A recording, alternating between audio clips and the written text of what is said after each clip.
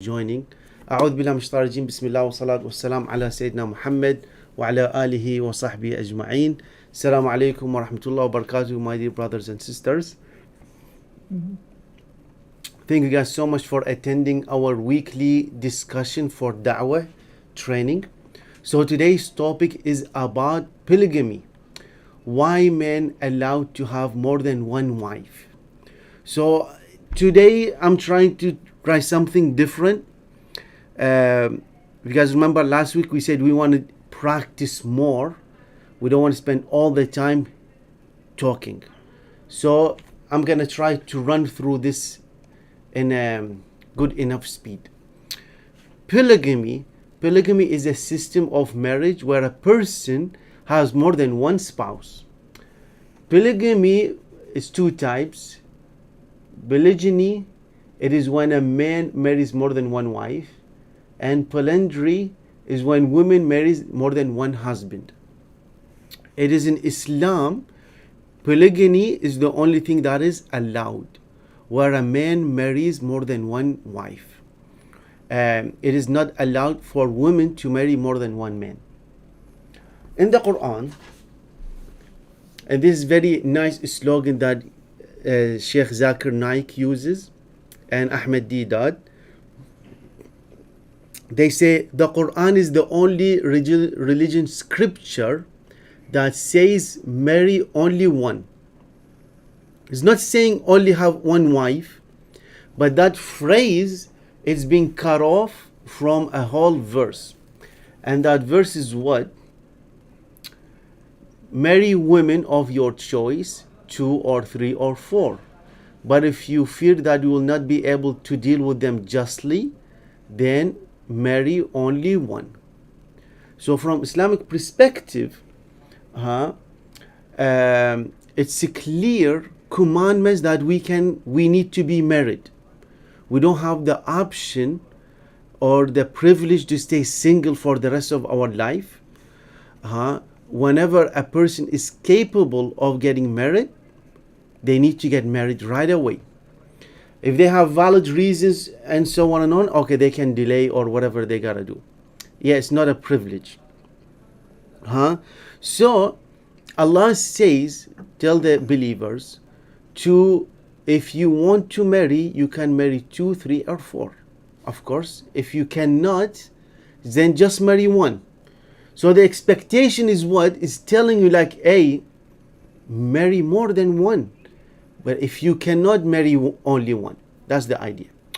And also in another verse in the Quran, where Allah says, you are never able to be fair and just between women, even if you're ardent desire. Basically, if you try your best, but don't turn away from them altogether, as you leave them hanging in the air. If you come to a friendly understanding and practice self-restraint, Allah is all forgiving, most merciful.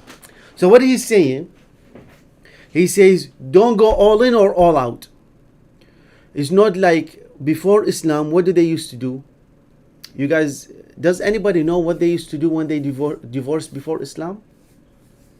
Does anybody have any thoughts what will happen to the woman before Islam if she got divorced? Isn't it that if a woman got divorced, that they were not allowed to marry somebody else for the rest of their life? Or they were sent to like a different place for them to like be by themselves? Or do I have it all wrong? 100%. I heard stories of like that happening. 100%. So other cultures and civilizations, if the king dies, all of his wife will be killed to join him in his afterlife. In the pre-Islam in Arabia, the woman used to stay single for the rest of her life, or she stays home. For example, Prophet Muhammad, peace be upon him, he said she doesn't need to stay single for the rest of her life. She needs to wait for 1 year. And then he changed it to 3 months. or whatever. Like he changed the period and said it's okay to get married. That's why all of his wives except one. So around 11 to 12 wives that he had, uh, all except one, all of them used to be divorcees. So he came to change that mindset that it is completely fine and completely normal for divorcees to get married. It's not the end of their life. But previously, they used to think of divorce as a shame, an insult, and it is something wrong with the women. That's why if you are from Arab countries, you see that they don't want a divorce because they will think, oh, what's wrong with the woman? This has to be, she's a bad woman. And all that cultures is being carried on from before Islam. So what did they used to do? They used to marry women and leave them hanging. They don't take care of them, they don't visit them, they do nothing. Basically, they marry them and leave them at home without fulfilling their responsibilities. So here Allah says, you will never be able to deal with them fairly and justly. So don't turn away from women altogether. Don't become single for the rest of your life. And don't marry them and ignore them. So come to a common understanding, common ground. And here, this phrase, friendly understanding, at the end of this, we can is like remind me, because this is where they say what? The devil in the details. Because of this, they will find so many different types of marriages. Because they say you can make your own friendly understanding. You can come up with your own marriage contract. So this is just an introduction to tell you that the Quran allows us to marry up to 4. And he put the conditions that if you cannot be justly with them, if you cannot treat them right, and if you're not up to the responsibility, then only marry one. Okay, so here, Hindus, King Dashrath is the father of Rama. He had more than one wife. In fact, they say he had more than 16,000 wives. In the early time of Christians, there was no restriction. This is the only verse about who to marry. I'm sure there are so many different verses in the Quran about marriage, but this is just related to our today's subject. So from Christian perspective, from biblical perspective, there is no limit. And I think, how many wives did Prophet Solomon had? Anybody know? I think this is 700, right? 700 concubines. And how many wives? I think 300 wives and 700 concubines. So he had so many wives because there is no restriction. And only after a few centuries ago, the church restricted the numbers of marriage to 1. So this is a modern thing, not a historical thing.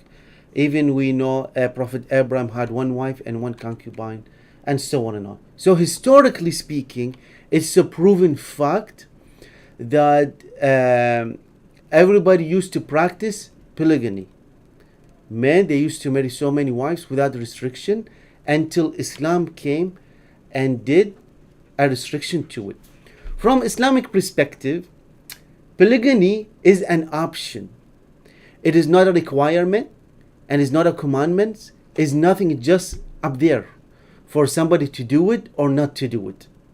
And here, this is good for you to know. There are 5 different rulings in Islam. They say categories of do and don'ts. The first one is compulsory, obligatory, which is farad. This is something that must be done. And then we have mustahab, recommended and encouraged to do. And then we have mubah, permitted or allowed. Then you have makruh, not recommended, discouraged and disliked and hated. And haram, which is prohibited. forbidden. Marrying more than one is permitted. It is a preference. If you want to marry more than one, sure, go ahead. If you don't want to marry more than one, sure, don't. It is not a must, and it's not haram, it's nothing, it's just there. The option is there. But the option is there, it is allowed. So if you get married Islamically, and if you don't like this, you need to make it as a condition. You need to make it as a condition that, hey, I want you to be my only husband, and I don't want you to be talking to other women for marriage. Otherwise, that idea will always be in his head. You get the point? Because he was like, it's not prohibited. I can always talk with other women, and if things work out, I can get married. But if you make it as a condition in your marriage contract that I want to be the only wife, then he have to live up to his contract. Make sense? So here, another big point that you can use is that it is an option. So if you marry more than one woman, or if you only marry one woman, it doesn't make one person is more righteous or one person is better a Muslim than the other. It doesn't make any difference. And there are some logical reasons why polygamy is allowed. For example, we have women's lifespan is more than men. Biologically, they say men dies more from accidents and diseases than women. And they say how woman's body is on her monthly cycle help her to fight germs, especially when she's young. And also they say men dies more in war. And they say there's always more widows than widowers. So from rational reasons and logical reasons, this shows us that women will live more than men. Also, there's here this point where they're talking about world population. They actually argued that women are more than men. That's the argument. And when the article that I was pulling all this information from was 2017, actually women were more than men. But now when I did 2024, they actually highlighted that men are more than women. So we cannot use this argument anymore. Like, hey, there are more women than men, and so on and on. Of course, when you come to it, and you see like how many gays and lesbians and LGBTQ and all these different flavors that's going on, you can also see that still women will be more single than men. And we can already see that in our own community, how men have so many different girlfriends, but the women stay single, and so on and on. So it is not practical if one man marries one woman. Ideally, historically speaking, that there will be so many women left unmarried. Makes sense? Historically speaking.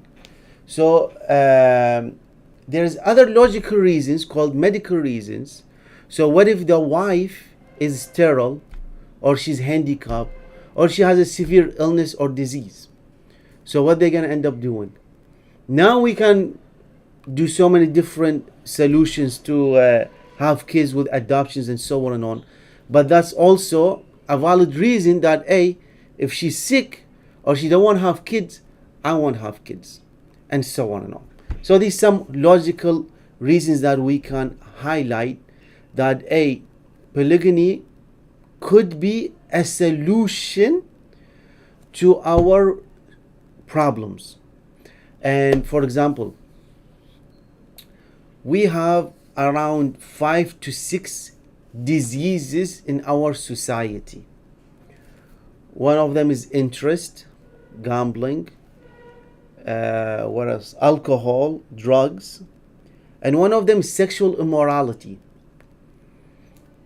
When women and men not getting married, and they end up having kids, and they're gonna grow up in single parents' house. And 80% of people who go to prison, 80% say they came from single parents' house. And we can see the lack of role models, the lack of all this guidance and all that stuff. So one of the cancers of our community is sexual immorality, where they don't get married. So polygamy could be an option. It could be like a whatever. I want to get married better. I want somebody to take care of me, and so on and on. And something to keep in mind. All these new they're called influencers, where they talk about this. They say actually it is in women's what you call it, in her advantage that she can be a second wife or a third wife, because who want to be a full-time wife? There was like she want to have her own life, do her own work, her own house, and just be like a weekend wife, or she meet with her husband a couple of days a week. She doesn't want to meet him 24 hours a day, and so on and on. So all this, some reasons that we can actually mention, and so on and on. So here, this is from our mashallah tabarakallah Sheikh Google, ChatGDP. They say polygamy can be actually bring several advantages, include economic benefits, where they can share the household, financial burdens, and can benefit from the labor and the additional spouse. So money. And why this is point number one? Because of our society, they value money. So when somebody says like, hey, they have so many roommates, there are so many people that are sharing their house, they're sharing their living room, and so on and on, why don't they get married? So at least they are permissible and they're living together and there's no sin, and so on and on. Social benefits, co-wives and their children, basically they can raise their kids together. A person having two mothers is better than having one mother, and so on and on. Health benefit as well, helping when they give birth, and so on. Emotional support, co-parenting, socialization, and the idea of like you need a village to raise a child. Solution to emergencies. So you have so many people. One of the you guys know here in Memphis in MIC, we have what? We have something called Sabr organization. You guys familiar with it? Which is for the children who are special need. And they did an interview with all these, not the people in our community, but with all these parents who have children with a special need. And they say, what is your fear? They say, my fear is that I die, and nobody will be available to take care of my kid. They say that's what they keep them up at night. They are worried who's gonna take care of their kids, and that's what was that bothering them. Unbelievable, subhanallah. May Allah protect all of us. But this is the idea of they can support one another, and they can help one another, and so on and on. And also avoid adultery. And this is between us. I know, I think there is a couple of Arabs here. If you ask your Muslim wife and you tell her, what should I do? Should I have a second wife or should I commit adultery? What do you think a general woman, a Muslim woman, will say? What do you guys think? Sister Emma says, don't do either. But like the option, you have to pick one. What do you think like a regular Muslim woman will say? Hey, Brother Leif. Yes. Assalamu alaikum. Wa alaikum salam. No matter how pious she is, she's gonna say die and not get another wife. On my dead body. Yes. Yes. So that's true, but generally speaking, we're not talking about practicing Muslim women and they have and so on and on and on, like mashallah tabarakallah, so are connected to the religion. But generally speaking, they're not gonna allow marriage. They will say, go cheat behind my back and don't get married. Because that idea of marriage, it is such a big no-no that it is so looked down upon. And if you want to think about it and see why, it is very, very like unbelievable reason. Because the feminist movement is what? The feminist movement, they go to extreme to the point that they say we don't need men, and they start hating on men. So we think as men, we think women hates us. But women hates women even more. They are in competition with one another. So they will never, like maybe biologically they're programmed, it is only exceptions that they're gonna allow another competition. That's why it is so rare that you'll find a woman will go to her friend and say, hey, you need to marry my husband, he's a good guy. There is no, like, that's so such rare occasions. And this is also one of, Allah knows the true reasons, but one of the arguments that we can put forth, that why we cannot marry sisters of our wives. Because if sister can be like, oh, he's a good husband, come marry my sister. So one can argue we cannot marry their sisters because we need to marry strangers and help other people, to help women to have that mindset to help others, not only their family members. So basically, this is the sad reality, that it's jealousy, it is competition, it is hatred, it is whatever you want to think about it. There are so many reasons that they don't allow this. Even it is human nature, even it is actually permissible, and it's not even a sin. It's just a fruit for you to think about. So, and he's mentioned here, there's some could be disadvantages because of unequal treatment among wives, negative impact on children, beliefs, and well-being. That's why Allah prohibited polygamy if a person cannot be just and treat them fairly. Sure. So now if somebody comes and asks you about why do Muslim men allowed to marry more than one wife, so you come and say, what is the issue? Why not? Why the man only supposed to marry one wife? Where did this come from? So if they come and they are Americans and they have the idea, the principle of no harm, the principle of consent. Okay, like, hey, if two adults consented and there is no harm, who are you to object to it?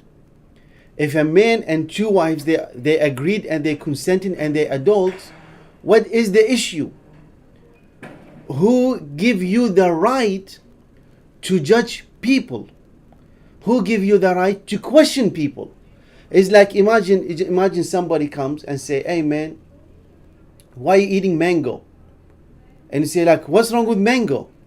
He was like, I hate mango. He was like, you hate mango, I like mango. What is the issue? So what is the objections? So sister, I'm going to say there is always harm if it's a human nature for the first woman to feel pain and jealousy. But not all women and not all men. So, some women, she might be a single mom. She could have 2-3 kids. And she can be like, I don't mind being a second wife. Or she was like, I don't mind if you want to marry like a second or a third wife on top of me. So what is the issue if they agree? You get the point? Islam, we believe there is no compulsion in their religion. You cannot force anybody to do anything. But if they are adult, and if she's cool with the idea, and he is cool with the idea, what is the issue? So here you come to the main issue.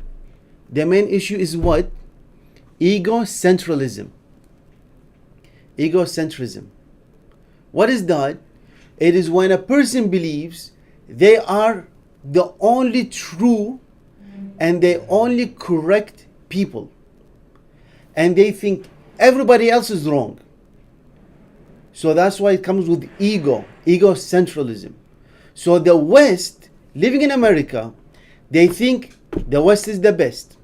They think everything that we do in the West is the best, is the right thing to do, and everybody who does something else is wrong by default. So they come with the pre-assumptions that whatever they're doing is right. And whoever else does something else is wrong by default.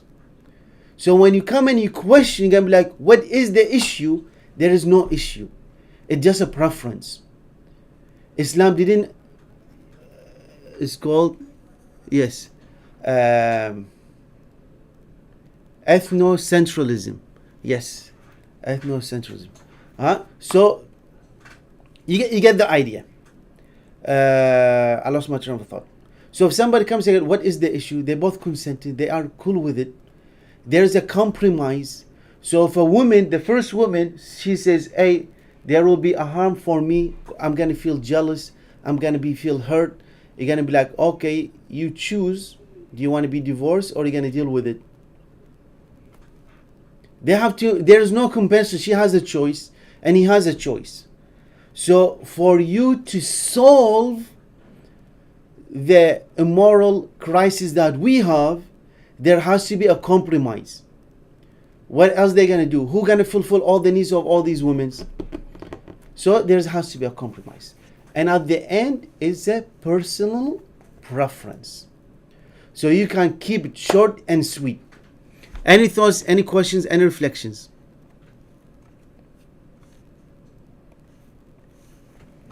It's Assalamu alaikum, it's Les.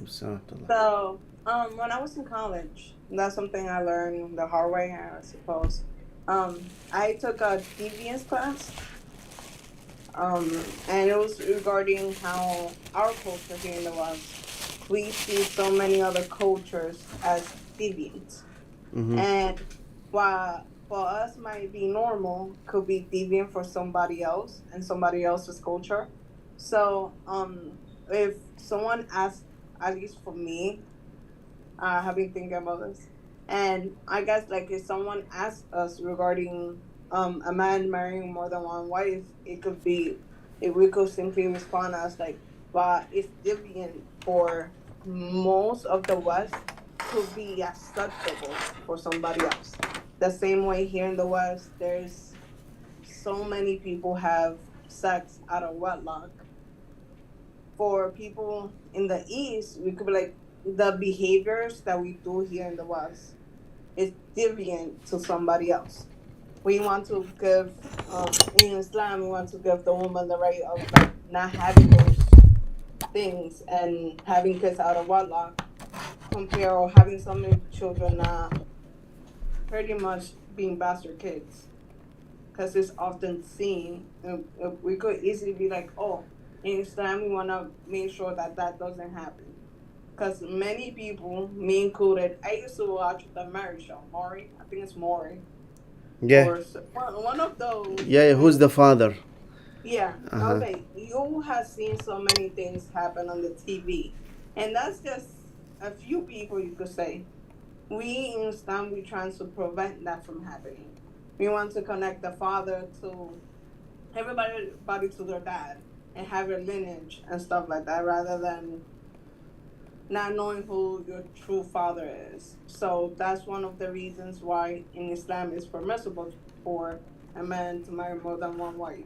Mm-hmm. Because at the end of the day, a man will still be a man, sons, and the man has needs that Yeah. might not be enough of one. Yeah. So men, we are sexual beings by nature. We cannot help it, and we programmed or designed in such a way where we value quantity over quality. This is how we like. This is human man nature. So you can blame it on biology. You can blame it on whatever you want to blame it. But this is the reality. Um, but what you mentioned is 100% correct. This is the idea that um, everybody judge whatever they view different and you different from them as a deviant as wrong. But if you come and judge the society that we live in, it is they have a crisis, and the solution for this crisis is what? Is polygamy. There is no other option. Because if you take all these men who are dating, there was like, okay, at least get married, huh? So the woman, she will have rights, she will have a contract, she will have like you're gonna show that you are committed, and not just use basically. I don't want to say something negative, but you get the point. Yes. Anybody else have any thoughts to share about this point? About what we talked about? I have some thoughts. Yes. I think that in the past it used to be, like for widows and orphans, and so the justification was better, and the Sahaba and the Tabi'in, actually tried, Allahu Alam, but I would expect, that they try to treat them justly. But nowadays, it seems that there is no justification needed. It's like, and even if the first woman is asked for consent, it's not real. And there will, like I said, most of the time, 90%, I don't know, I'm just coming up with that percentage of the time, there is an injustice in the treatment, and there is harm in the families. So I just don't get, I don't know. I am still finding it troublesome or I'm finding it hard to accept myself. So I don't know how I would respond to someone who asked me about it. Yeah, so that's a valid point. That's why they say historically or ideally those who get married are the widows and divorcees, the single parents, single moms, and so on and on. That's why as a Arab cultures we grow up like why you want to be a second wife, why you want to be a first wife, what's wrong with you, or all that stuff. But all this because of our culture and how we grew up in. That doesn't mean we are the only culture that is right. That means we are right within our culture. But living in America, when they no longer get married, so what is the solution? When somebody comes and say, hey, whatever, they having their lifestyle and so on and on. So what's the solution for them? If you're gonna tell them, hey, married only one wife, but still divorce is allowed. So even in your scenario, like the first wife, she was like, okay, divorce and get another husband and move on with your life. Like, why are you stuck with the first husband? Divorce is allowed, not even haram. So this all plays with how we grow up, and what we like and what we like to do, and also. Can I say something over here? Yes, please. So I think I agree with what the sister just was saying previously that, and I think I want to add on that. If we were to talk about this topic to non-Muslims, we should bring in the historical context of why it was allowed in the first place. That is, you have all these widows and orphans, from the Jang of Badr, let's say, of Jang Uhud, and we have all these Muslim and Muslim soldiers who got killed in the way of Allah. So who's going to take care of all these women? So I think in that context and in that society, it completely made sense. But if we were to bring down this argument in this current scenario that we are living in, I mean, there has to be some solid grounds for that to happen. Then, because I mean, Islam is perfect, but people are people, and including men. So we don't really want to be in a position wherein people are like, "Hey, man, but the guy gets to, have four wives. Why can't the woman have, multiple partners and things of that sort?" So I think it's really important to make them understand the context and why the religion allows for it. Maybe in the future, if there are wars, well, we're going to have a lot of people killed on our side. So who's going to take care of their women and their children? So it might be one of the reasons why this door is still open. But I think it needs to be acted upon in a very Islamic way, because I know a lot of men in particular who prey on this thing. They try to abuse the system that, hey man, I can marry multiple women, but they don't go about it in the most Islamic way. What I say is that if you really want to marry, or have a second wife, then, maybe go at it in a very mature way, that, don't just try to fall in love with someone while you're still married, because auzubillah, that's haram. If you really think that there is a need, then, have a civil discussion with your partner, and then seek the partner, the way you found the first wife in the first place, and not try to, auzubillah, like fall in love with the secretary and then, deciding to marry her. And I think, yeah, this is what Yeah, I it's think. all these valid point, but it is what, like, when you engage in da'wah, this will be something very nice and cute that you're gonna tell somebody you meet on the street. But if somebody who actually studied and they're gonna, like, they want to go back and forth, there are so much they can use to push back. Makes sense? So it is not as these are not the only two conditions for you to marry a second wife. There are so many other, like, maybe the person is rich, maybe he just want to have a second and third and fourth wife. You see what I mean? That could be historical reasons, but from a religion perspective, like what Sheikh Yasser Fazaga, you guys know how many Yeah. what is the word? How many kids his grandfather had? You guys know? No. 34. He had 14 wives during his lifetime. Not at the same time, but he had 14 wives. So that Sheikh Yasser Fazaga in his country is completely normal, it's completely halal. They are so community oriented that they will not even, they view it as a shame that they have a single woman in their community. They think like, oh, we're supposed to take care of our women. She's not supposed to be single. Who gonna take care of her? So they are so communal, like, oriented, that they just care about their women, and they was like, don't worry, we got you, don't worry, all that stuff. So different cultures are different. Yes, brother Sadiq, you want to say something? Yeah, some African cultures, non-Muslim cultures, it's a normal practice to Yeah. have many, many wives. Mm-hmm. But going back to, the near past, at least in my part of the world, there were no women who are of married age unmarried. So women were married and had a roof and a house and a family.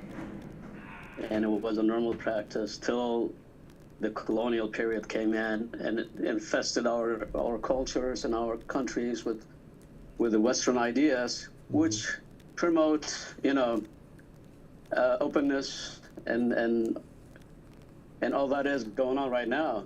So going back, I think it's going to take some time to train and educate people. Yeah. That Allah subhanahu wa ta'ala, when he made this sharia, he didn't make it to make people's lives hard or to oppress women. It's for the good of everybody, actually. Yeah.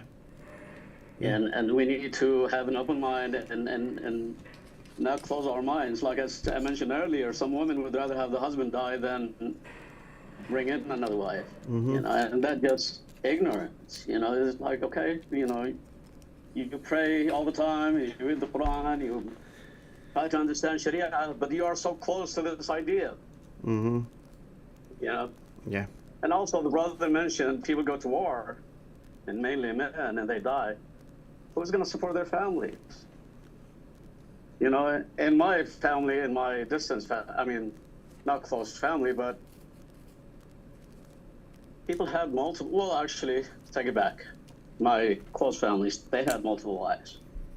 Yeah. And they were so happy. There's definitely conflict in the family, but it's normal. It is completely normal. This is the issue. This is the point. The point that you need to keep it in our mind, that it is completely normal and there is nothing wrong with it. If people are adult and they consented and there is no harm, why are they coming to judge us and they say, hey, what you're doing is wrong? Why? Because I married only one. Brother, that's you. Go ahead and marry. And there are so many points that we can mention. So I have this short video for us to watch to end with it.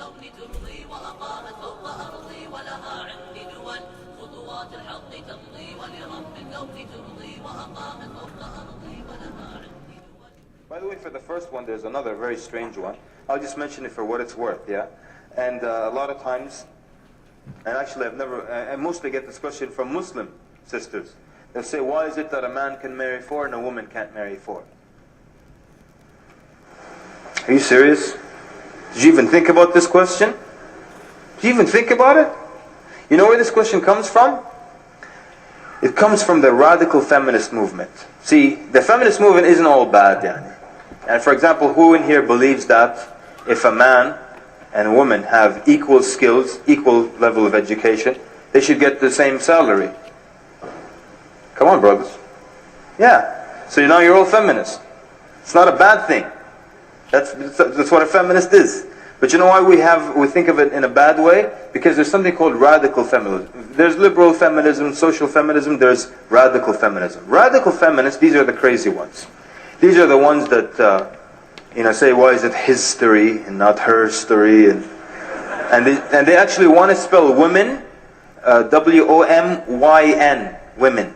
They say they want to take the men out of women. Crazy. Take the men out of women. What kind of life would that be? So the point is they're the ones that are crazy. So their goal in life is to be like the man.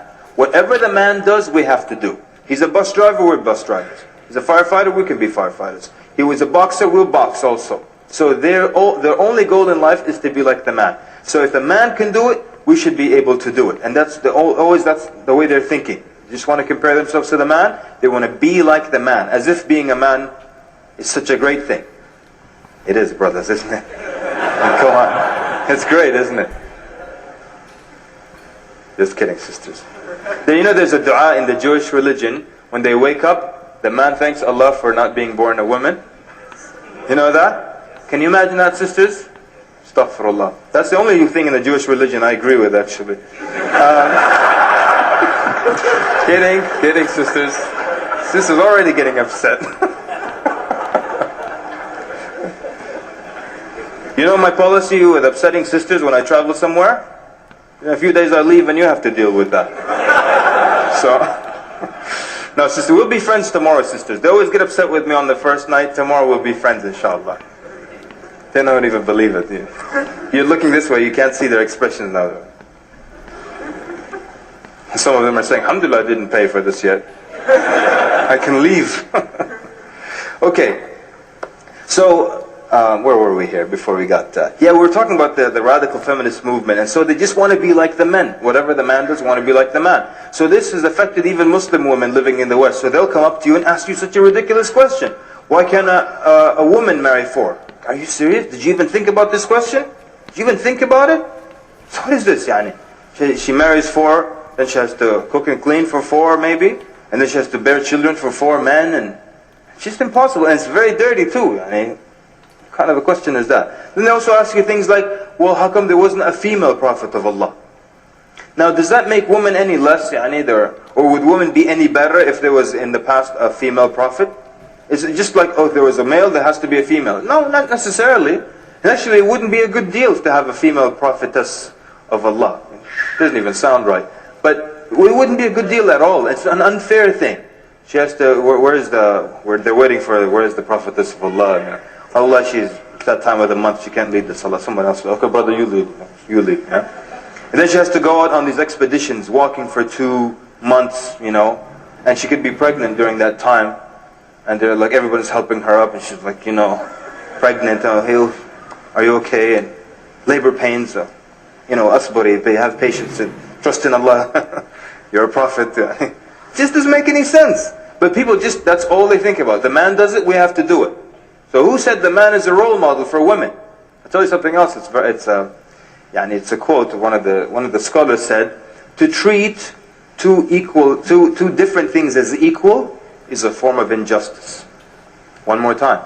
To treat two different things as equal is a form of injustice. True or false? Very true. Let's just simplify it. You work at some kind of warehouse. You take these big 100-pound sacks and you drop them, a couple of feet. These big burly men. They grab it, they walk away. Then a 14-year-old girl comes. She goes like this, throw me one. And you think to yourself, okay, well, treat them all as equal, inshallah, an equal opportunist. And you just drop it on her and you crush her. To treat two different things as equal is a form of injustice. So don't just ask, well, how come the man, there hasn't been a female prophet? It would be very unfair. It would be a very difficult situation for her, And then if someone marries this prophet of God, this woman, who's the boss then in the house? The man, right? But then Allah revealed something, then what? Like, I know Allah revealed this ayah to you, but I say stay home today. You can't leave. Problems. So this talks about, oh wait, let me go back.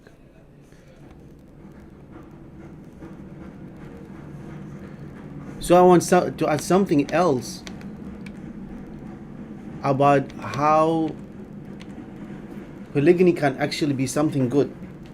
Historically, while he was talking, I remembered, historically, is actually getting married was a way for you to move up in life.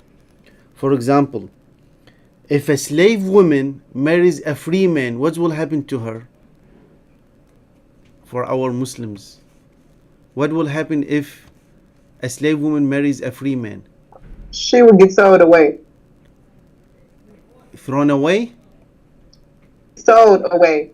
What you mean? Sold away. She would get sold away to another plantation. No. From Islamic perspective, what will happen if a slave woman marries a free man? What would happen is that if the husband dies, then she automatically gets an upgrade and she becomes a free woman. Sure, but what she will be called? Umme walad. So she will be actually, once a free woman marries, a slave woman marries a free man, she will be called the father of the kid. So she no longer be a slave. She will become a higher level, and of course, when she have a kid and so on, things will change. So it was. Oh.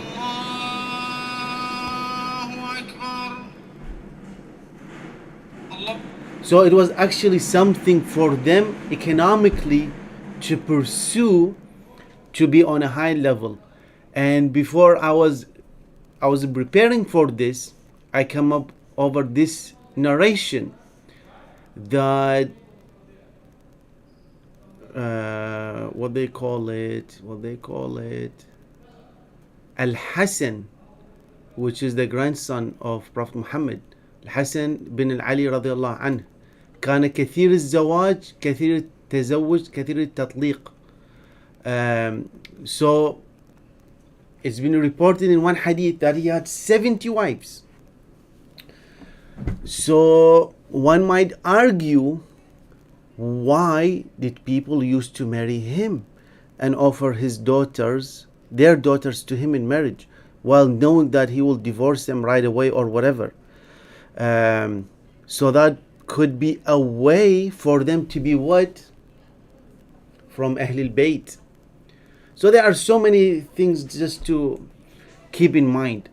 Can you please tell me the source of the hadith, brother? The particular hadith that you mentioned about Hazrat Ali's son, Yeah. Hassan Radiallahu anhu, being married. Is it a daif hadith? What's the source of it? So I have never really heard that definitely authority. it's definitely not a authentic hadith. It must be fabrication, right? Because it, to be honest, makes no sense. And I mean, we know that he was a man of immense character and strength, and yeah, Here I put maybe the like Google fabrication. Yeah. I put the Google search for you. Mhm. So this just to show you the human nature of our history. We fantasize so many things, but when it comes to it, they are just human beings like all of us. They make mistakes. They do good things. They're humans. Don't make them more than a human. So you can't humanize them and be like them. Anyway, so any questions? Any thoughts about today's discussion? So what will happen if somebody come and ask you, why do Muslim men allowed to marry more than one wife? What you gonna say? Your answer 2 to 3 minutes. I would bring up the Mormon tradition, not too far away from here, Very and good. it usually shuts them off. Very good. So you basically gonna be like, what is wrong with it? There is nothing wrong with having more than one wife, as long as they consent, they adult. There is no harm. People do what they do. Like now in the West, where people are having not one girlfriend, they're having a boyfriend and a girlfriend, and they have so many girlfriends, and they're doing this and this, and what the heck is going on? So they leaving all these things that they do here, and they go to Muslims because they want to get married. Ethnocentralism, where they think their culture is the only culture that is correct and everything else is wrong. And because as Muslims we kind of peaceful and we don't argue, they think that we are an easy target. So 100% that you'll get that question when you engage with other people. There is no escape. Especially for the sisters, they're gonna be like, hey, what you think about if your husband marries over you, having a second wife? For the sister, you can be completely truthful and say like, I will never accept it. I don't like it. I will never. You can say the truth. You don't need to lie. You don't need to hide what you feel and what you want to do. But don't make your feelings and your decision. Don't speak on behalf of Islam. Tell them from Islamic perspective, it is there. I don't want to engage in it. I told my husband he's not gonna engage with it. He agreed. We agreed. We good to go. That's it. But understand the default is that it will be there. That's why for the new Muslims, I constantly make it a point that if you don't want him to have a second wife, make sure to mention it. Because when they agree, they say, hey, I agreed to marry him based on the Quran and the Hadith, based on the Quran and the tradition of Prophet Muhammad. So, hey, you agreed. So make sure to mention that, inshallah. Sounds good? Question, thoughts, reflection before we end it? So I was just going through this source that you just posted. Mm-hmm. So I found the website islamqna.net, and I had the English translation done, and they're saying that it might not be true, it might not be correct. So, because to be honest, I mean, alhamdulillah, I have read the biography of Hazrat Hassan and the Al Bayt, and I had not really found anything of that sort, and that's what they say in this as well. I think it's very important for us to mention that if a hadith is daif or if it's even fabricated, and we can't really be using it to, open up a discussion on polygamy, because that might not be true. So I think No, I hope, so please, brother, don't think what he done is wrong. I'm not saying, bro, but Like it also has to Prophet have some source, right? Prophet Sulaiman alayhi salam, how many wives he had? No, but then again, So that's an Israeliyat. I don't think there is anything mentioned by the Prophet sallallahu alaihi wasallam that he had, so, how many 700 how many concubines. wives did Prophet Muhammad had? He had 11 wives.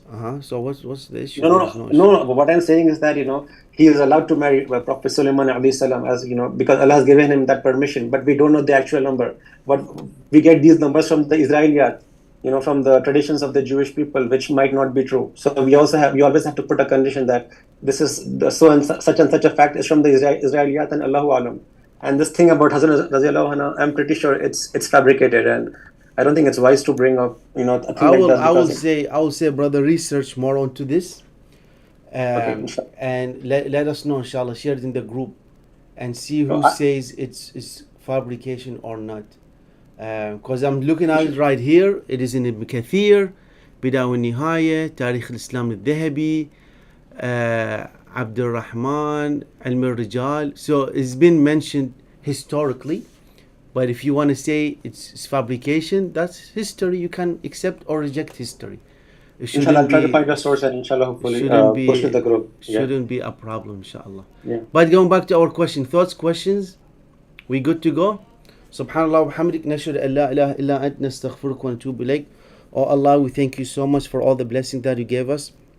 We ask you to bless us, to guide us, to protect us, increase us in knowledge, increase us in understanding, and be with us at all times. And we ask you to send your blessings and mercy and salutations upon Prophet Muhammad, his family members, his companions, and all other Muslims who follow him until the day of judgment. Thank you guys so much for coming, and we will see you inshallah next week. Assalamu alaikum.